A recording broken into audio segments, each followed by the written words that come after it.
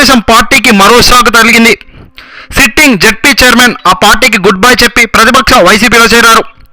రాజధాని ప్రాంతంలో ఈ ఎపిసోడ్ చోటు చేసుకోవడం సంచలనంగా మారింది. పార్టీ పట్ల ప్రజల్లో ఉన్న పరిస్థితులకు ఇది నిదర్శనమని అంటున్నారు. వైఎస్ఆర్సీపీ అధ్యక్షుడు వైఎస్ జగన్మోహన్ రెడ్డి సమక్షంలో గుంటూరు జెడ్పీ చైర్మన్ జానీమన్ వైఎస్ఆర్సీపీలో చేరారు.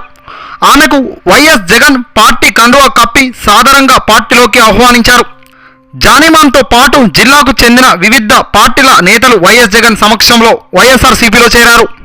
కేబినెట్ హోదాలో ఉన్న మంత్రి రావెళ్ల కిషోర్ బాబుపై సాక్షాత్తు సొంత పార్టీకి చెందిన జెడ్పీ చైర్మన్ జానీమన్ విమర్శలు చేయడం ద్వారా జనీమన్ వార్తల్లోకెక్కారు.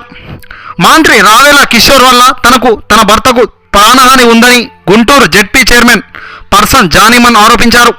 ఈరోజు మీడియాతో మాట్లాడుతూ ఆమె ఈ మేరకు ఆవేదన వ్యక్తం చేశారు. మంత్రి రావెళ్ల అనుచరులు రంజాన్ సమయంలో తమ ఇంటికి కత్తులతో వచ్చి పలుమార్లు బెదిరించారని జానీమన్ వాపోయింది. జిల్లాలో మరియు తన మండలాల్లోనూ తాను ఏ పని చేసినా దానిని అడ్డుకుంటున్నారని ఆవేదన వ్యక్తం చేశారు.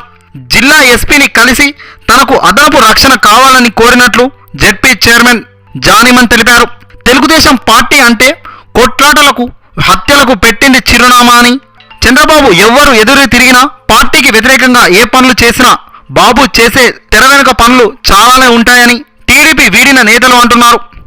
ఏది ఏమైనా రాబోయే రోజుల్లో చంద్రబాబుకు అసలు సినిమా కనబడుతుందని జగన్ అభిమానులు ధీమా వ్యక్తం చేస్తున్నారు. ఇన్ని రోజులు చేసిన రాజకీయాలు అన్నీ ఒక్కొక్క దాన్ని జగన్ ఎలా బయటకు లాగుతాడో చూస్తే టీడీపీ నేతలకు పడుతుంది అని వైసీపీ నేతలు అంటున్నారు. వేచి చూడాలి. ఎవరికైనా టైం అనేది కలిసి వస్తుంది అనడంలో జగనే ఓ నిదర్శనం, జగనే ఓ ఆదర్శం అంటున్నారు జగన్ అభిమానులు. మరి జగన్కి ఓ లైక్ ఇచ్చేద్దామా?